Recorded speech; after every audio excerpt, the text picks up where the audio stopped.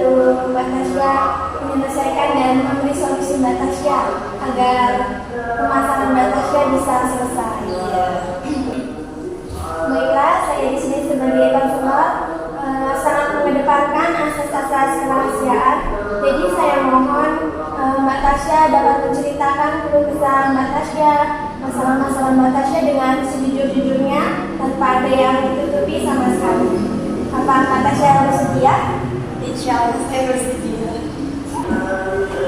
Baiklah Mbak Tasya, bisa mulai bercerita. Ya, oke, di sini saya akan menceritakan tentang keluarga saya. Jadi kayak gini, dari sejak saya kelas 7, ayah sama ibu saya tuh udah pisah, udah nggak sama-sama lagi. Terus dan sekarang saya sama kakak-kakak saya tinggal bersama ibu. Terus dan alhamdulillahnya saya dan kakak-kakak saya tuh masuk ke pondok pesantren. Ya walaupun nggak sama-sama, walaupun bisa-bisa, dan alhamdulillah sampai saat ini masih di pondok pesantren. Berarti sekarang Mbak Anas dan kakak-kakak Mbak Anas sedang membawa. Iya, tapi nggak satu pondok.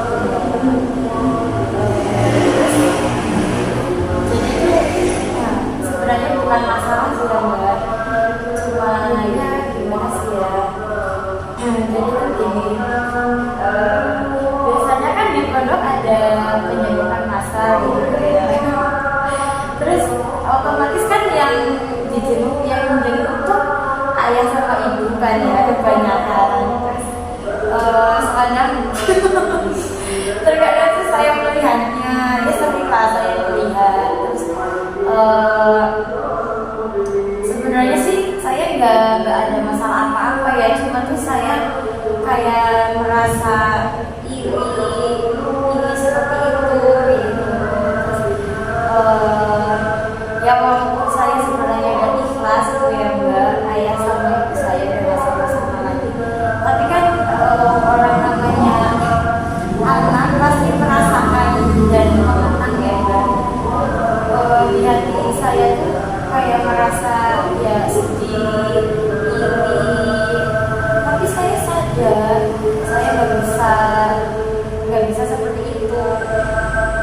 Terus ya saya mencoba belajar untuk ikhlas dan menerima keadaan saya.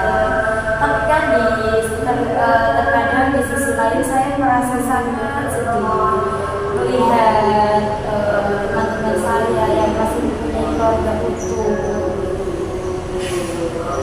Terus ya ingin sekali saya merasakan seperti itu lagi. Oh, jadi sekarang Mbak Anas ikut dengan ibu? Iya. Sekarang beradanya ibu di mana? Ibu kerja tuh alhamdulillah, ya ke alhamdulillah sih kerja di luar negeri. Oh, jadi sekarang di luar negeri ya? Iya. Kalau ayahnya Mbak Anas? Kalau ayah emang sekarang tuh jarang komunikasi ya Mbak, tapi setahu saya tuh beliau bekerja di luar kota juga. Kalau boleh tahu, kalau semisal liburan pondok atau liburan kuliah, Mbak Anas pulangnya kemana? Alhamdulillah sih ibu punya adik-adik, terus ya alhamdulillah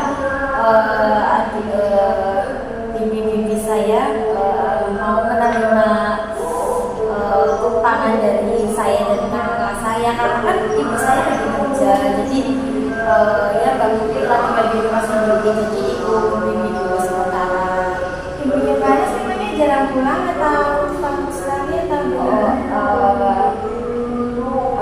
Pulangnya sih 4 tahun sekali, kalau nggak 3 tahun sekali. Iya. Berarti sekarang ayahnya Mbak Anas kerja di luar kota. Iya. Kalau sebesar ayahnya Mbak Anas sendiri begitu, Mbak Anas tahu atau tidak? Sejauh ini saya sih kan rumahnya nenek saya yang dari ayah sama yang dari ibu tuh nggak jauh banget ya Mbak. Jadi biasanya kalau ayah saya pulang kan ngabarin kakak saya, tahu ke saya ya ayah lagi pulang ya pulang ke ya ke rumah ibunya yang yang di situ. Sejauh ini ayahnya Mbak Anas pernah tidak mengajak Mbak Anas bertemu atau mencari Mbak Anas, keberadaan Mbak Anas gimana? Selama perpisahan ayah saya sama ibu saya sih pernah, tapi ya cuma beberapa kali. Kapannya saya agak lupa, agak ingat dulu pas saya masih di bawah SMA kayaknya ayah saya tuh ngabarin saya nih kalau dia tuh lagi pulang, terus beliau ingin bertemu sama saya, dan kan saya lagi di pondok gitu ya. Ayah saya tuh nyamperin saya ke pondok gitu. Tapi berarti sempat bertemu. Sempat. Dan Mbak, jadi kayak gitu masalahnya. Baiklah, saran dan solusi dari saya, Mbak Anas ya harus tetap sabar karena semua ini sudah menjadi takdir Allah yang harus dihadapi dengan ikhlas, sabar, lapang dada. Mesti dibalik ini semua ada hikmah tersendiri. Ya, Mbak Anas harus tetap semangat menjalani hari-hari Mbak Anas, tidak boleh putus asa dan tidak boleh menyalahkan kedua orang tua Mbak Anas juga. Biar bagaimanapun ayah Mbak Anas tetap itu tetap menjadi ayah bagaimanapun kondisinya. Iya Mbak, terima kasih untuk solusinya. Insya Allah saya akan menerima takdir Allah dengan sekuat hati saya, selapang dada hati saya. Ya, bagaimanapun juga ini yang terbaik untuk keluarga saya. Intinya Mbak Anas harus tetap semangat dan tidak boleh putus asa. Dan jangan lupa tetap doakan kedua orang tua Mbak Anas. Biar bagaimanapun dalam kondisi apapun tetap harus mendoakan kedua orang tua Mbak Anas. Terima kasih Mbak Anas sudah mau berkunjung ke sini dan sudah mempercayai saya untuk mendengarkan kisah Mbak Anas, cerita-cerita Mbak Anas. Dan semoga saran saya dapat bermanfaat untuk Mbak Anas dan kedepannya bisa jauh lebih baik lagi. Ya udah Mbak, kalau gitu saya mau pamit dulu ya, berhubung udah mulai sore dan pasti macet banget jalan